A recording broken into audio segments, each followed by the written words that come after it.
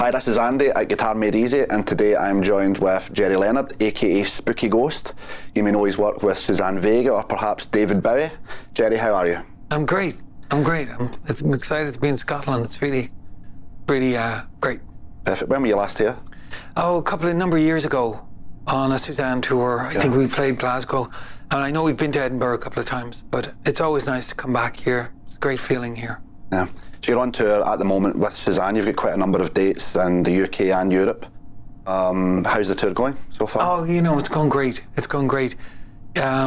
We finally did a new Suzanne record, and it came out in May this year, 2025. And so this is the kind of beginning. Records, I think, have a longer span now. They kind of, they have a longer arc.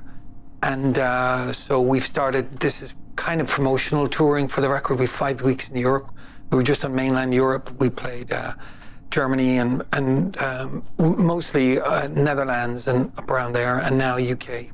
And we'll finish in Royal Albert Hall in about 2 weeks. Nice. Very, very fancy. Very exciting. Yeah. So you wear a number of hats in that role. You're a songwriter, a producer, and also you're the musical director for the band. If we could just start with the musical direction, what does that look like for you in that role with the band? What's a day in the life of a musical director? Well, it's a very fancy term, and I love the music business. It always even recording engineer, it's like engineering, but it's a technical job. The musical direction, I've kind of started doing over the years with the artists that I work with. I come from bands. I always started my own band. I was a writer and the organizer for all that thing. And I think what happens with an artist is when they need somebody that they can rely on to take care of the day-to-day or the week-to-week or the plans for the future. So it's everything from coming up with the arrangement for a song and very detailed, so it's very music oriented, to logistics, and making sure really what you're trying to do is figure out, you sit down with the artist, you figure out what they want to do in terms of a project, and then you figure out a way to get from A to B and everything that happens in between. It's a really nice role. I really enjoy it. It's very dynamic, it's very creative. You get to work closely with the artist and kind of help realize things, whether it's like we're doing a date with an orchestra, so then you'll be working with the conductor and the arranger for the parts, and you put all those things together, and then rehearsal, and then you prep the artist, and then you bring everything together, you make it happen. Or if it's a gig, if it's a band member. We're a very small outfit with Suzanne right now. I've been touring with her as a duo for many years. I do this kind of, thing that grew out of Spooky Ghost, where I do a lot of, a full arrangement with the guitar. And we've added a cellist this year, which is great. Stephanie Winters on cello. And it's nice to have another instrument. But we worked really hard on the arrangements as well. So it's not just like the cello coming in and playing bass lines or something like that. They're really sometimes intricate parts. It's very expressive. Yeah. Cool. So obviously there's a kind of a blur there with the MD role and the producing. Yeah. Are you a technical engineer type of producer in the studio? I can be. When I left school all those years ago, I was really smitten with recording, and I got a job in a 24-track studio in Dublin, one of the only ones. That's another long story, but I got a job that, and I loved it. And I learned all about the recording process. It was a 24-track analog studio with a Helios console and Studer 24-track 2-inch tape machine. Remember those? And heard about those. Yeah, and learned all about that, and ran and did a lot of demo sessions and did some engineering and producing or whatever. But really, I was torn then between that and a band, so I went back to my bands. But these are skill sets that came back to me later on when I was asked to MD and produce. Sure. It's good to have a grounding in those things. But I'm also a real believer in having a team and dedicated people. I can do a lot of things, and I can, certainly when it's demos or if I'm working with the artist in the beginning, I like to keep it really simple. So it's just me, and I'm setting up the mics and recording and programming the drum machine and everything like that. But once we get to go and make the record, I like to have an engineer dedicated to that, because somebody who's really, that's their specialty. Yeah.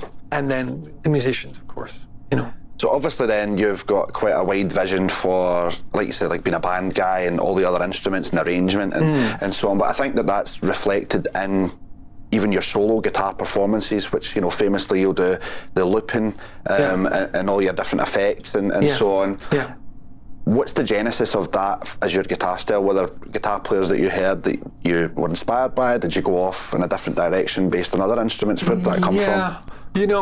I think it grew out of, I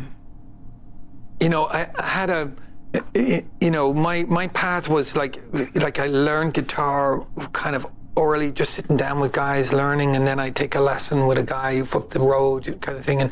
But then to do something more formally, when I was in my late teens, I studied classical guitar. So then I did that for 5 years, which was like starting over. But it was an interesting angle on the guitar, because it treats the guitar more like a compositional instrument and polyphonic instrument, as opposed to in rock and roll we tend to play like, riffs and chords and whatever. So I had a grounding in the classical guitar, and then I had a grounding in leading bands, and of course New Wave had hit. So it was, it was a very creative time. I also worked in the studio, so I got interested in the kind of sonic aspect and how things fit together to make a record sound good, I remember like producers like Phil Lynott came in to produce a band, and I was just a tape op. But he, by just kind of talking with the musicians and making arrangemental changes and stuff, suddenly the song really started to sound like a record on the speakers. And that was kind of like a magic that I never really had an insight to. So, I worked with a number of people who, you see the way that they work, and you see the way that how that comes together, I suppose. And with the guitar then, it became like I was interested in the guitar as a sonic instrument, and Brian Eno and his ambient stuff was an influence, and those kind of more lush productions where there's a lot going on, trying to do that with guitar. So it kind of evolved, and also with the voicings and the kind of compositional element of the classical, I think you're more prone to kind of think about like a 2-note voicing or a 3-note voicing and how that might exist, and voice lead. And that with the ambient stuff, the guitar then starts to become more like, or a little more orchestral maybe in its approach. Yeah, so extremely interesting sound. So that then sort of, I guess, leads to Spooky Ghost. That's the origin of that. So where does that name come from? And can you talk about, because obviously it begins as a solo project, but then it becomes a band project as well. Can you just talk us through Spooky Ghost? Well, Spooky Ghost happened when I moved to New York. After many things in Dublin, and I was signed to Island Records, and then when all of that finished up, I found myself like, either I started a new band, I was still in Dublin, and I was like, no, I had a friend in New York, and I'd worked with an American artist, and they were looking to go on the road, and so I had a gig. I had a friend and I had a gig, and I just I got to go to New York. I'd been to New York a few times and I loved it. And so I ended up in New York, and I ended up trying to, establish myself as a guitar player over there. And that was a real awakening, because when I got to New York, the standard was really high.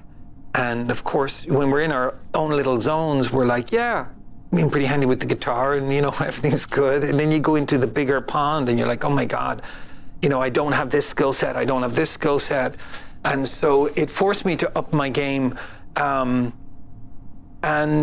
around that time, looping technology had come out, like the beginnings of the Lexicon Jam Man and stuff, where you could hit a button and hit it again, and then suddenly you were like recording something. And that fascinated me, because I'd come from the recording studio. So now I could be my own rhythm guitar player kind of, or, own little kind of like sound engine in the background. And it led to this project that became Spooky Ghost. Because I'd always written as a band, I was still writing, even though when I moved to New York, I was primarily working with other artists as a guitar player.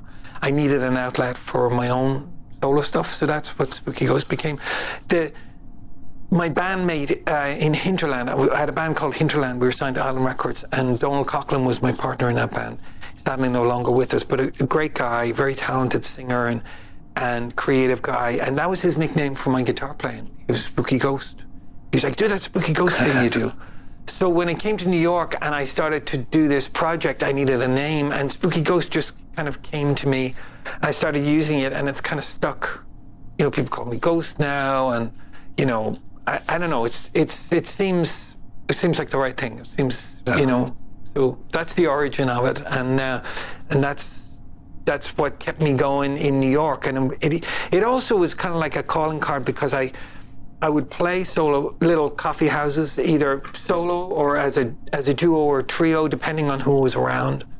And I could play the way that I wanted to play, like my vision, even compositionally. It's not, you know, it's not super technical, but it's got an emotion quality, and it's got a kind of cinematic quality. And so we would go to these places and just set up and play a show. And, you know, that was where people could come and see it and kind of go, oh yeah, now I get what he does as a guitar player. And that helped me kind of help people understand what I did, and it helped me get work as a guitar player. Sure. And also then one of your albums, I believe, is it The Light Machine? Yeah. That then David Bowie hears that album, I believe that's as the story goes, and that leads to you working with Bowie.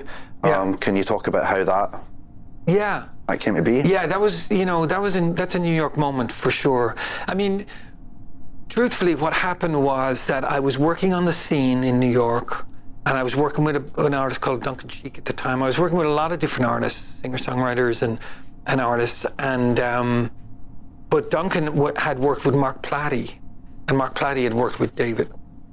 And Mark had done the great producer and engineer and bass player, and he'd done the Earthling record with David, and he was working on the Toy record. They'd all done the Glastonbury tour, and Mark knew my guitar playing, and I was producing a little record in Looking Glass Studios as it happened, and they were in Looking Glass in the bigger room up the road, up the hall. And Mark came down one night, and he said, do you want to play on a David track? And I was like, yes, of course. And he gave me the CDR of a David track. He said, you know, here, do your thing. And I had a little setup. I remember bringing it home to my flat in Greenpoint at the time, and a little Pro Tools setup, and it was just me, and it was 1 a.m. and it was David Bowie song, you know, raw David Bowie song, was the song Shadow Man, and I, you know, I did my thing and brought it back to the next day. That's how I got introduced to David. You know, later on, I played on a bit of that record, and then I played on the Heathen record. And then David was looking to put a band together to do the Heathen album and the subsequent touring. And he turned to Mark Platty and he said, can Gerry rock? And Mark says, well, you should find out for yourself. He's playing on Tuesday night at the living room. This was like a Sunday or something like that. So David came to this little coffee house, a 50-seater coffee house, where you literally, like, you get the slot from 8 to 9. There's a band playing for 7 to 8. There's somebody on at 9 after you, and you bring in your gear through the people, you know, and you set it up and you play, and then you get the hell out of there. And he came to the show, and it was. Did you know he was at the show? I knew that afternoon that he was coming. Yeah, okay. And I was extremely nervous. Yeah, of course. That must be nerve-wracking. And then it was kind of like, well, what am I going to do? You know, just, you know. And he was great. He ended up heckling me during the gig, and you know, because we'd met a few times, and he's a funny guy, and we'd shared this kind of surreal sense of humor. So, yeah, he came to the show and he saw the show, and next minute I was in the rehearsal room for the Heathen, and then he was going to do the Meltdown Festival, so it was the Heathen album and the Low album, and we were learning all that stuff, you know, which, you know, it's a New York moment. Wow. Obviously you worked on Heathen, Reality, and The Next Day, of course, which you've actually got 2 songs that you wrote on that album, which is really amazing. Yeah, amazing. And they're actually 3 of my favourite albums back to back. Like, I think that is, for a lot of people, quite an underrated part of his catalogue. Yeah. And I'm just interested, like, what was it like working with him in the studio as in his role as a producer and you know, working with you on the music? What was that experience like? You know, David was extraordinary. I think we all know that through his work, but really to be around him, he's just a consummate artist. But the thing about David is when you're in the room with him, he had this way of kind of disarming the situation and making you feel very welcome, making you feel welcome with your ideas. You felt like you had a voice. You could say, well, what about this? Could we go to here instead of that? Why do we need this chord? Whatever it is. You know, they're natural instincts that I have from being in bands and whatever. You know, we were always just kind of like somebody'd have a riff and you'd be hammering it out, and that's the process. And so with David, suddenly like being in you know, coming in to play on his stuff, apart from learning that he likes the first or second take, because often I'd come in with, well, I have an idea, you know, and he'd say, okay.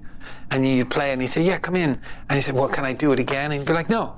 I'm like, you know, like, I don't feel like it's fully realized. I got better over the years of like trying to be a little bit more together with my idea. Okay, before you shared that. Especially when we got to the next day, I'd be like, okay, I'm ready. And I'd play the whole thing and they'd be like, well, that's very comprehensive, you know. But I knew that was my shot, you know. But, you know, that's something I learned from David too, is that there's a spontaneity about the first time when an idea is fresh and you haven't kind of like intellectualized it too much. There's something that you react to. There's an emotional quality. There's spontaneity to it. Maybe you even make a mistake that's not what you intended, but it's a little bit like the line is not a straight line. It's got a little wave to it or something like that. And he puts those things together, and that's why his stuff breathes and comes alive, you know. So he taught me that about keeping things fresh, not overworking things. He taught me about committing to an idea. He taught me a lot about performing. Being on stage with him was a revelation about, you know, being in the moment. And, you know, he was such a great performer. He's such an energy, and you just feel yourself right behind him. And, you know, then you start playing to the edges of your abilities in whatever you're doing. You know, you got to find your strongest suit when you're in that situation, you know. So it was an amazing experience. I think it's incredible because I think probably some people would feel going into a situation like that maybe they wouldn't want to try and, you know, guide the process or bring suggestions. But I guess that's exactly the type of musician that you would be looking for. And yeah, it was a creative situation. It was. He would have a framework, you know, and that's the thing that really helps define the work, is that you're bringing something into a frame. And even if you have something that exists well on its own, when you put it in that frame with all the other elements that are in the frame, it's just kind of like, well, that's kind of not going to stick. But this does, or this bit does. And so, you know, we learned over the years that, you know, you got to be kind of like fluid and not try and force the idea. That's when stuff gets a little dried up and kind of sterile, when you try and force an idea. But sometimes the idea is the initial point, it's the starting point, but something happens along the way, or somebody will make a suggestion, and if you're open to that, things can start to flow in that way. So, you know, David was a master of that. I mean, listen to Genie, you know, they're going into the first chorus where the bass player makes a mistake, and he's just like, no. And they kept it. And it's always our question when we play that song live, even with him, was kind of like, do we play the mistake? We normally play the mistake. Yeah. Keep it in. We did an event during the summer, and Aeroslick was playing, and we did the Genie, and that exact question came up. Yeah. Do you guys play the mistake? Yeah, it's an extra part. So, when you were doing all those record sessions, is there a particular song, moment that stands out from any of those albums? Is there even a favourite track that you remember working on? You know, I mean, it was always a thrill, and it was kind of a blur too, because you're there in the moment. It's kind of like, you know, a lot happens pretty quickly. You know, there's a couple of moments. I early on, I was playing on the Heathen record, and there was a song called Slow Burn, and they needed a guitar solo. And they asked me to do a guitar solo, and that's always a difficult thing in the studio, because a solo, a solo is very improvisational in its nature, and it's very ephemeral. It's there and it's not there, and you're just looking for that right little moment or that spark to give you an idea that you can play off or whatever. So I did it. I came up with a solo, and I was pretty happy with it. And then when the record came out, I realized that I got bumped, but Pete Townsend took the solo. So it wasn't so bad to get bumped by Townsend. You know, that's okay. That's okay in my book. He's a incredible guy. But I think for me, the Next Day album was somewhere that I really felt like I had a footprint. You know, absolutely. I was in from the beginning on that stuff with him. I ended up co-writing with him. How did that come about? Those two songs, like, did you bring them to him, or did that evolve naturally in the studio? It was you know, it was one of those things. We had started the record, and the process for that. I mean, because David had gone quiet after, you know, the end of the reality tour, and he had those chest pains and everything, and then he was quiet for years. And I got this email out of the blue saying, you know, Stumm was the title of the email, and it was like, do you want to come down and work on some demos? And that's what happened. We had done the first round then of recording for the album, and the summer was going by, and I've moved upstate New York, kind of Woodstock area, and I'd heard that David was up. He came up with his wife and daughter. They loved the summers upstate.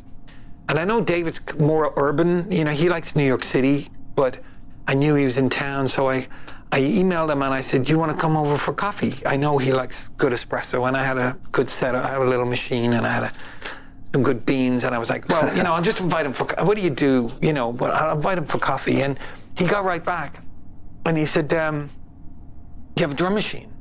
You know, typical David.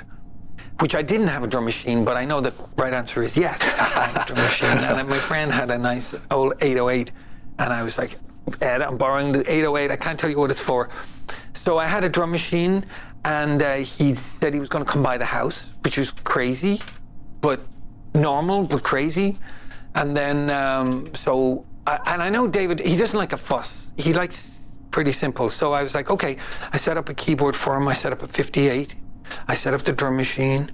I had my guitars, and I was like, okay, you know, we're kind of ready to go. Very, very, very simple. He came, drove himself down, came in, found the house, came in, we had coffee, sat there with my wife and daughter, and my daughter was small at the time. I remember him reciting The Owl and the Pussycat to her and Faye, and they were throwing napkins at him. It was very fun, you know. And then he was like, should we get to work? And I was like, yeah. I have a little room in the back of the house, and you know, my studio. And we came in, and he had an idea for a song. So he had like a verse or something, and so he just started playing, and I picked up the guitar, and it was just like being in the garage with your band. You know, you kind of hashing out the things, and I came up with a chorus riff for him, and that day, and that was one of the songs. I mean, he sang a melody, and that was one of the songs. And then as we did that, he came back 2 other times, and I remember saying to him, are you open? Can I play you something? I have all these little ideas on a hard drive kind of thing. And he was like, sure. And of course then in my, you know, do you think I could find the damn thing on the hard drive? I'm rooting around, but I found this little track, and I was like, he's gonna like this. And I played it for him, and as soon as I played it for him, you know, sometimes you have an idea and it sounds good to you, and then you'll play it with your friend in the room, and the energy changes. And it was one of those moments. As soon as I put it on, I was like, oh, he's not gonna like this. You know, it felt wrong. And he listened politely for about a minute or so. He says, nah, there's nothing for me here, Gerry. I was like, yeah, well, I know. So I gave him the demo of the day, and he went off, and I was like, you know, I was kicking myself because, you know, there's an opportunity. Came back in the room, and I'd been messing around with this tuning, and I picked up the guitar, and it was in that tuning, and I started playing the riff that became Boss of Me, and I was like, it was like his spirit was in the room then, and it felt more like, no, this is what I should have done. Yeah. So I programmed a little drum, I programmed a little beat, and I played the riff, and I made a little demo like we would do, like an A section, a B section, and I just kind of like, you know, cut and paste the drums, and played the guitar, and made a little overdub, and that was it. I was like, okay. And the next time he came, we were kind of chatting, and then I said, can I play you something? And he's like, yeah. And I played him that. And he listened, and we got to the end. And then he said those magic words. He said, play it again. So I played it again, and he started humming this melody, and that was it. We were off. And he came up with the line. He remembered whispering "boss" to me in my ear, and he had the chorus kind of, and the rest of it was like la la la. And I have a demo of it somewhere where he just kind of plunked out a melody. That was his process. He early on would shape the melody, and then fill in the words. He would have some words and whatever. When you say he would plunk in a melody, so he would maybe play it on a keyboard rather than singing I call it a plunk track because sometimes when like we're trying to learn something, like we're trying to define the melody, it's just like a basic piano sound, just kind of plunking out the melody. I call it a plunk track. Nice. And there's nothing pretty about it, but it's also not finessed or anything like that. But it's a good tool because it's like drawing an outline of something, and that was one of the songs that made it to when we went to do the next round of sessions later in the fall for next day. He said, "Oh, we're going to do 2 of the songs." And I was like, "Amazing!" Yeah. I love that album. I remember when that album came out. Yeah. And it's been a firm favourite ever since. I thought it was. Yeah. I know people say like a return to form and so on, but like I really loved the heaving and the reality, and I just felt the next day had such a great mix of and really impressive for even just how aggressive it can be at some points as well, considering not that he was like a super old man, but like a lot of guys that age would be middle of the road. I found like we kind of fell back into a little bit of where we left off with the reality tour, which really felt like a rock band. That band could really rock, but we could also play like more interesting or atmospheric stuff. Like we did Motel, we did so many things, but with some of the tracks, it felt like it had that energy, Well, I'm just thinking of that the track on even the 515, the Angels sing, I think it's called, like stuff like that. It's just mind blowing. A track that pops into mind is like New Killer Star. I'm assuming that's you on the intro. That kind of stuttery guitar. Well, that's actually David Torn. It's interesting. There's a guitar player called David Torn, amazing ambient guitar player, and he did the tracking. What happened was we did the Toy record with a lot of his touring band, and then I'd come in on overdubs, and then there was a conflict with the record company, and he kind of shelved the Toy record. I think he just became impatient. He just shelved it, and he went and wrote all this new stuff, and the tracking sessions was Tony Levin on drum. Why am I forgetting drummer's name? Amazing drummer. Matt Chamberlain on drums, and David Torn on guitar. And David Torn was on some of the early Next Day sessions as well. So when we did the stuff live, it was my job to kind of take David Torn stuff, David Torn, and bring that stuff to life. I guess that also that my real question there as well is would that stuff be added in later, or did some like those ambient things? Would David say like create an ambient thing here, or how he was very open to like you doing your thing, you bringing whatever you wanted. I mean, if he wanted something specific, he would ask you. Like sometimes on the tracks, he would say, "Do you mind playing this part?" It'd be a part that he'd played on the demo. Yeah. And I'd be no, not at all. Like on Love Is Lost or something. That was David on his demo, just bashing it out on the guitar. I'm pretty sure David wrote the riff to Rebel Rebel as well. It's like he's got a really good ear for these little riffs and stuff. But then he would also be open to you doing your stuff. So it's a combination. Does that make sense? Yeah. Combination of things, For sure. So I could listen to you tell Bowie stories all day. Yeah. I'm interested then, obviously now, in what current projects that you've been working on in your music, but also maybe just a little bit of a kind of a coda to the Bowie stuff. Like, how has that impacted or affected the way that you produce your own music now, or think about? You mentioned earlier about being a little bit less precious or even more prepared before you commit an idea, open to collaboration. Like, How's that affected you? Well, I mean, it's the journey of a musician, I think, or any artist is, you learn on the job, and you learn the better ways to do the art. The thing that I learned probably most from David was to have the confidence to believe in your ideas, and he was somebody that was a visionary and had the confidence to believe in it, even very fragile ideas. And people would say, "No, that's never going to work," but he would make them work. So, that was a big lesson that I learned from David in terms of his encouragement. He encouraged my spooky ghost stuff.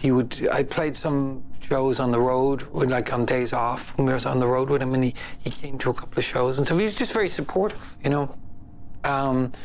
So I think that's probably the biggest lesson as an artist was to respect the idea and have confidence in the idea and to figure out a process to protect it and grow it, which is huge, and finish. That's the other thing. Finishing things. That's the hardest part. It's hard, yeah. Easy to start. So can you talk about some of your most recent finished projects? Yeah, well, I made 2 spooky ghost albums over the years when I was kind of like finding my feet in New York, and it was a very creative time. Then I had a family and the resource to do that kind of work, both financially and time-wise, became a little less.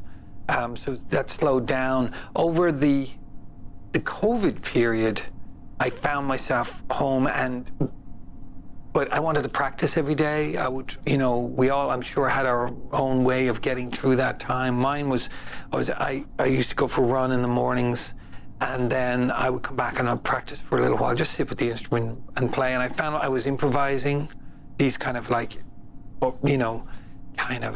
ambient, for want of a better word, but soundscape pieces. And so I just started recording them every day. When I would come in, I would just, sometimes, it sounds kind of a little flaky, but I'd hear something on my walk, like something from nature, or get an idea for something. And then I would find that, bring that back to the music and use that as a kind of compositional tool. And so I would record these things. And I ended up doing a series of EPs called Viral Times. And they all have VT, 15, VT 34 or whatever. But that's what I would do. I would just record the pieces every day, and then I'd revisit them and see if something was kind of really had what I deemed to be like something special about it. And then I would just take that generally that would be an improvised piece of about 4 minutes, 5 minutes, 3 minutes, depending on the piece. And then I would try and grow that piece a little bit more, So that was really interesting. And then I did 3 of those EPs, and then I decided to make a vinyl. I always wanted to make a vinyl, and so I made a vinyl of a kind of compilation of those. And I think that's most successful. It was 4 tracks aside, and it's I call that continuance, because it felt like, it was a continuing of that process. And also at that point, to see if I could originate something compositionally, but also technically. I recorded it, I mixed it at home. Apart from the mastering and the manufacturing, I did it all at home myself, just to see what that would be, So I'm very happy with that. That's called Continuance. It's vinyl that's come out. Where do we get that on your Spooky Ghost You can get it from the site. Yeah. If we'll pop links in the description. Yeah. It'll probably be me putting it in an envelope and sending it out, but that's okay. Perfect. That's what we do. I completed a film soundtrack. I have some friends in Ireland made a feature film, and they commissioned me to do the soundtrack. That was a lovely project, to work. Am I right in saying you've got quite a bit of soundtrack work over the years? I've done a fair amount, Sometimes things like jingles, or sometimes for shorts or whatever. And this was a full-length movie. I was still an independent film, so it was very hands-on, but it was really interesting to work to film and try and make your music work within a movie. And then, you know, we've done the Suzanne record, which I was very involved in terms of production and also writing with her and just kind of help her pull that project together. You know, it was probably over a year and a half that we spent that doing, you know.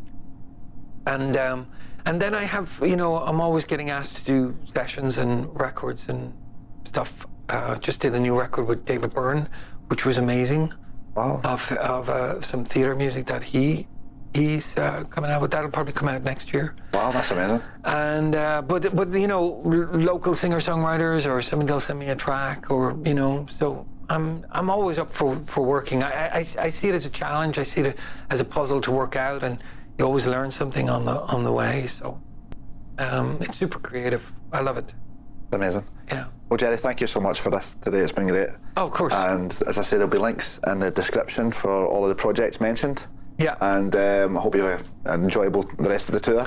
Yeah, we're looking forward to. We had a great night in Glasgow last night, and we're Edinburgh tomorrow, and then we'll finish in Royal Albert Hall down in about 2 weeks. Not too shabby. Not too shabby. Really nice. Gerry, thank you so much. Cheers, Andy. Cheers. Cheers.